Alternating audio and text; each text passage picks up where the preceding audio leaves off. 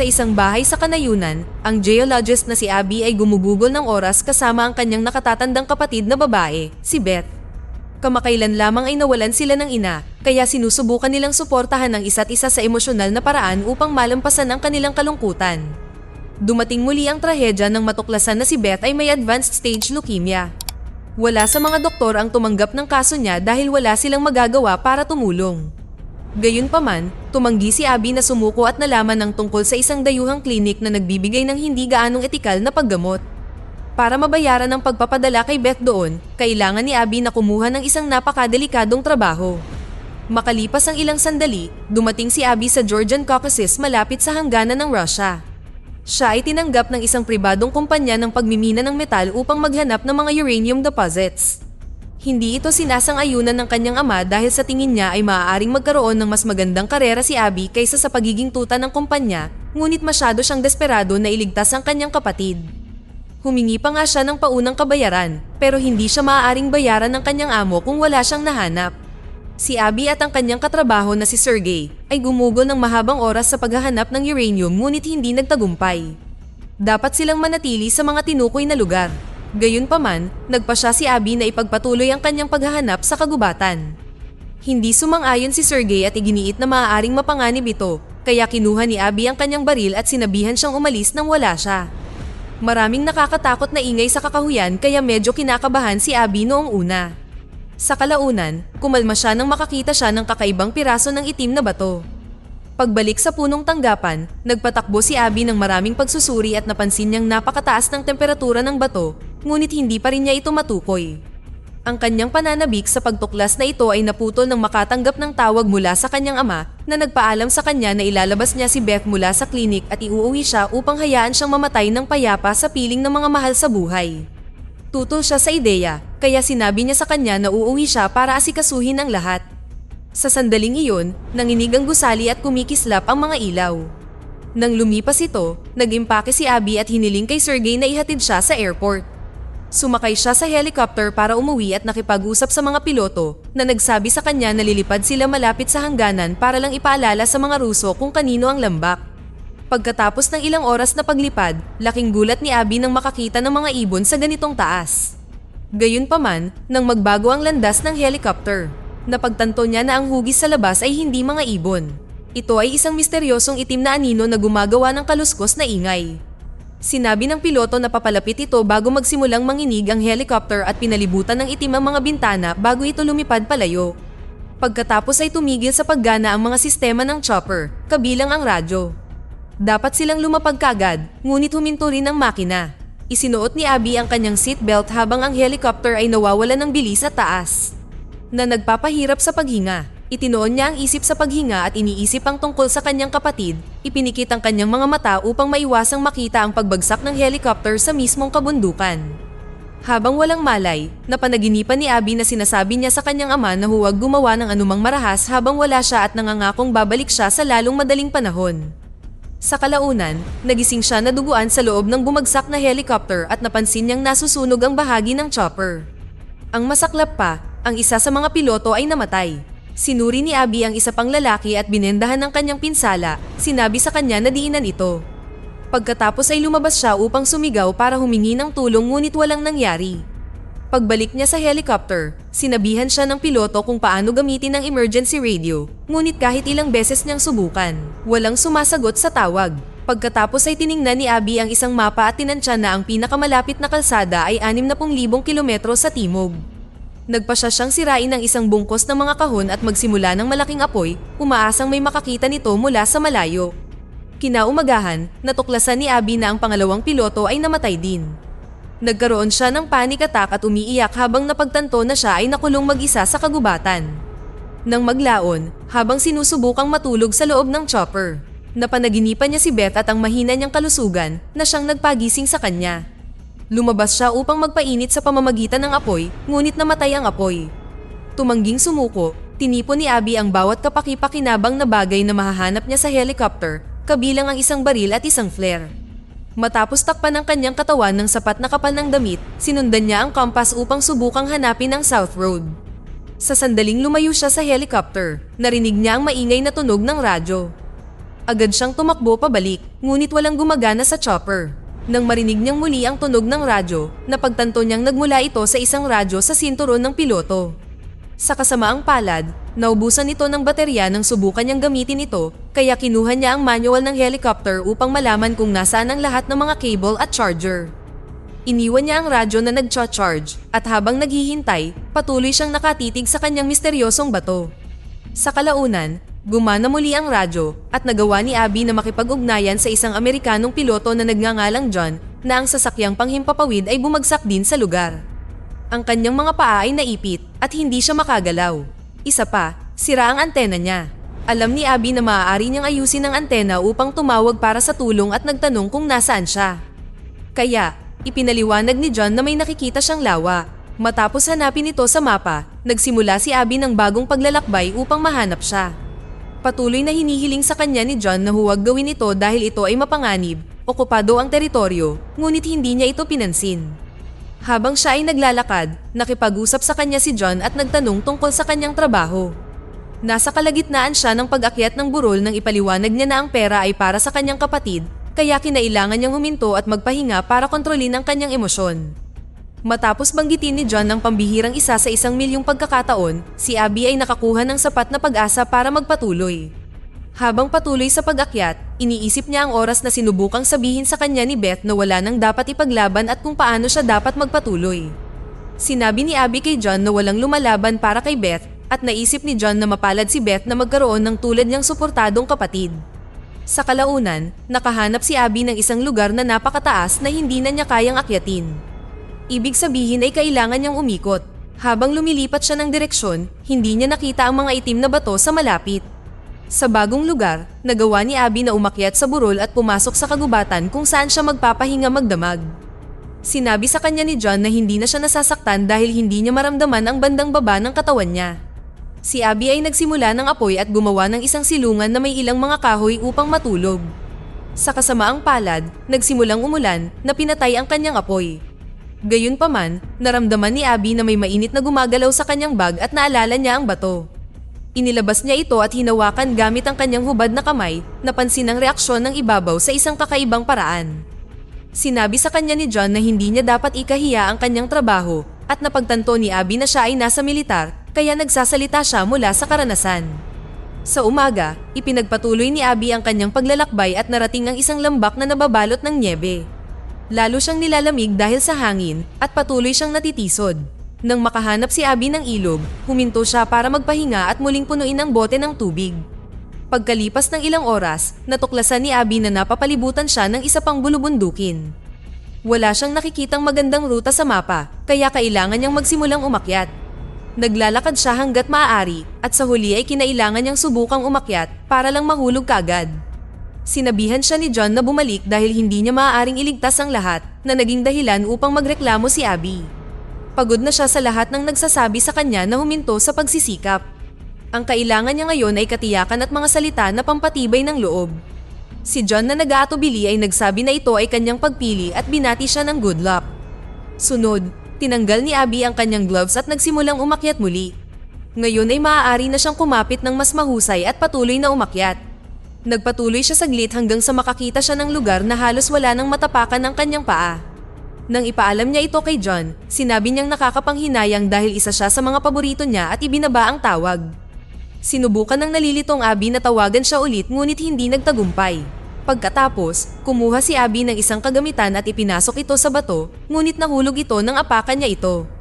Naglaan siya ng ilang sandali upang huminga ng malalim at mag-isip na nakatulong sa kanyang maalala ang mahiwagang bato.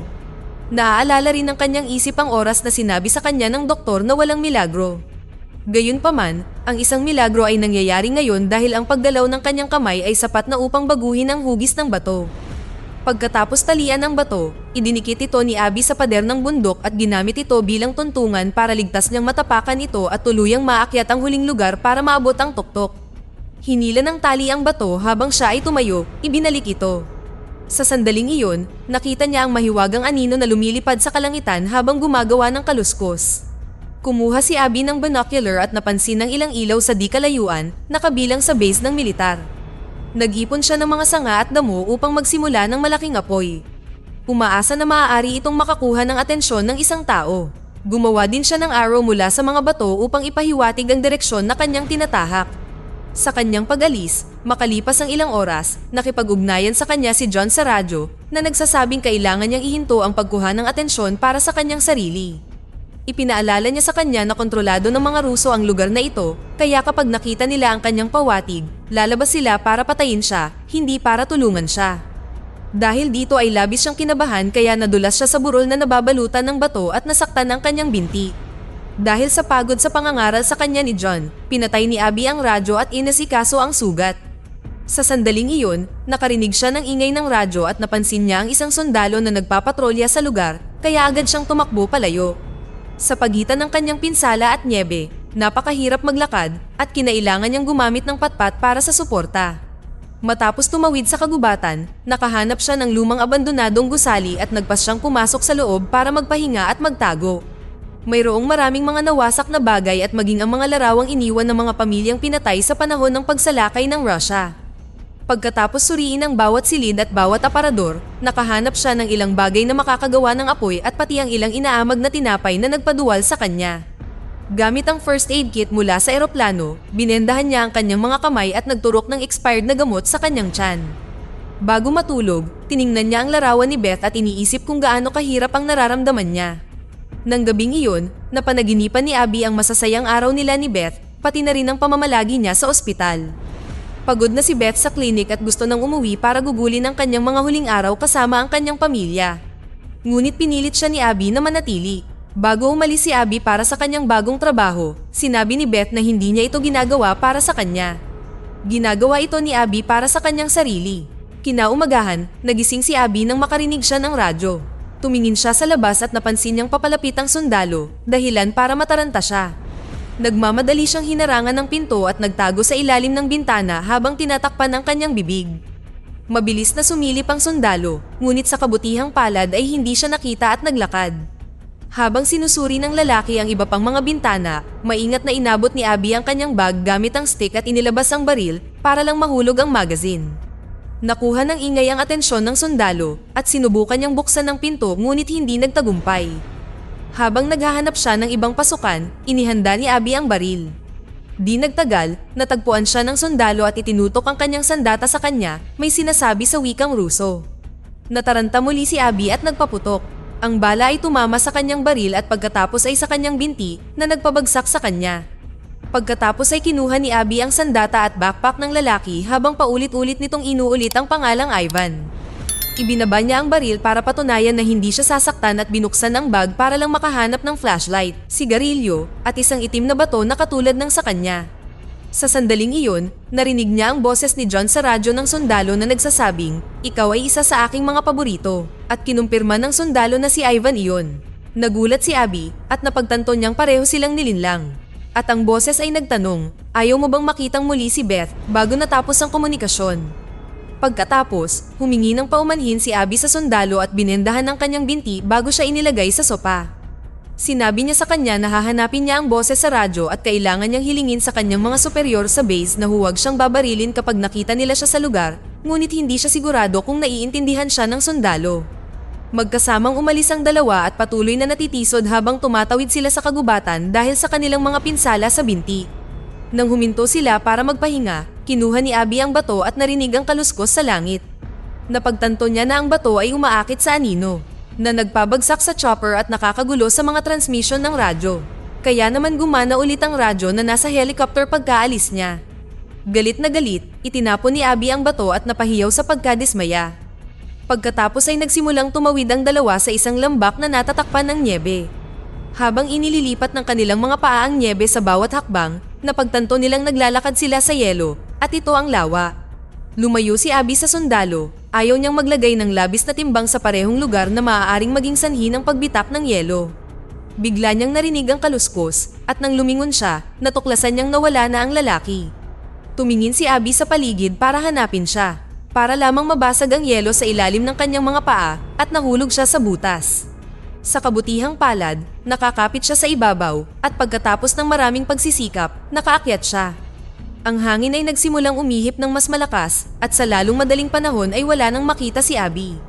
Sumigaw siya para humingi ng tulong, ngunit hindi tumitigil sa paggalaw. Sa kalaunan, nahanap niya ang gilid ng kagubatan at ang sigarilyo na naiwan ng sundalo. Masyadong pagod para kumilos pa, tinanggal ni Abby ang basang damit at pumasok sa sleeping bag, umaasang maiinitan muli ang kanyang katawan. Sa sandaling iyon, muling lumabas ang boses ni John sa radyo na nagsasabing ganoon din ang nangyari sa kanya noon. Nagagalit, itinapon ni Abby ang radyo, ngunit naririnig pa rin niya ang boses ni John na nagbabahagi ng isang kwento. Matapos bumagsak ang kanyang eroplano, kinailangan ni John na panoorin ang kanyang mga tauhan na isa-isang namamatay. Bumilis ang tibok ng puso niya at akala niya ay katapusan na rin niya. Ngunit sa huling segundo, natagpuan niya ang kaligtasan. Nakatulog si Abby at napanaginipan muli ang masasayang araw nila ni Beth.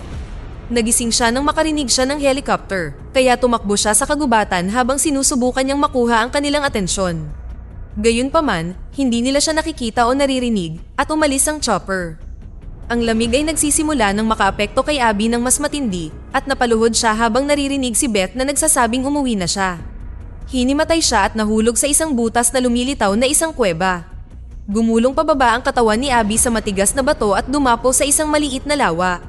Lumulutang sa tabi niya ang nabubulok na katawan ni John na natatakpan ng mga tipak ng misteryosong itim na bato.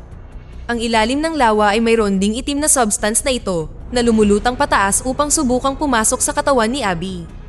Tila ang batong ito ay isang uri ng pagkakakilanlan na gumagamit ng mga boses ng totoong tao para akitin si Abby at ang sundalo sa parehong paraan kung paano nito nahuli si John 65 taon na ang nakakaraan.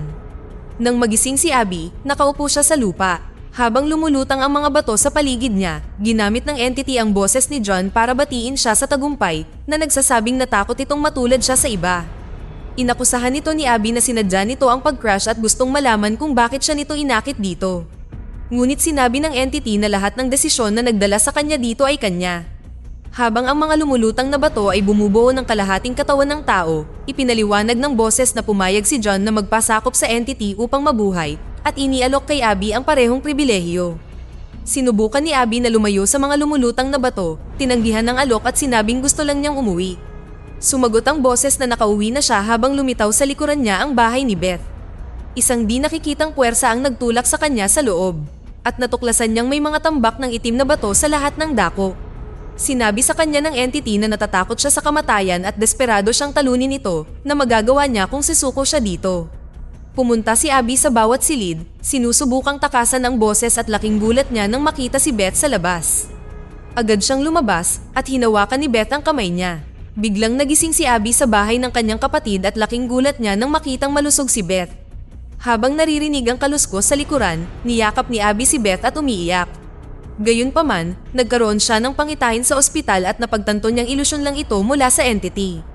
Naiintindihan na niya ang katotohanan na kailangan niyang palayain ang kanyang kapatid. Kaya, humingi ng paumanhin si Abby kay Beth sa pagtulak sa kanya ng higit sa kanyang mga limitasyon at sinabi ang kanyang huling paalam. Nang malapit nang umalis si Abby sa bahay, sinubukan siyang kumbinsihin ng radyo na may boses ng entity na manatili dahil ito ang lahat ng gusto niya. Itinanggi ito ni Abby, ipinaliwanag na natuto na siya. Kung walang kamatayan, walang buhay. Nakiusap din si Beth na huwag siyang umalis. Gayunpaman, binuksan ni Abby ang pinto at lumabas sa bagyo, sumisigaw para humingi ng tulong. Sa sandaling iyon, nagising si Abby sa sleeping bag at naalala niyang may dala siyang flare. Mabilis niya itong sinindihan. At bumalik ang helicopter upang iligtas siya. Sa sumunod na 2 araw, nanatili si Abby sa ospital para magpagaling. Nang sa wakas ay nagising siya, nasa apartment siya kasama si Sergey at ang kanyang lola. Sa tingin ni Sergey ay dapat na siyang magpahinga, ngunit gusto na niyang umuwi, kaya inihatid siya nito sa airport. Maya-maya, binisita ni Abby at ng kanyang ama si Beth sa kanyang tahanan kung saan siya inaalagaan ng isang nurse. Wala nang masyadong oras si Beth, kaya lumabas si Abby at ang kanyang ama para umiyak ng hindi nakakaabala. Kinagabihan, inanunsyo ng nurse na oras na. Si Abby at ang kanyang ama ay nakaupo sa kama kasama si Beth at pinapanatag siya habang siya ay binabawian ng buhay. Dito na nagtatapos ang ating kwento. Sana ay nagustuhan nyo. Mag-subscribe na kung hindi ka pa nakasubscribe, pindutin na rin ang notification bell at like button upang matulungan ang channel at mag-iwan na rin ng komento. Maraming salamat sa panonood.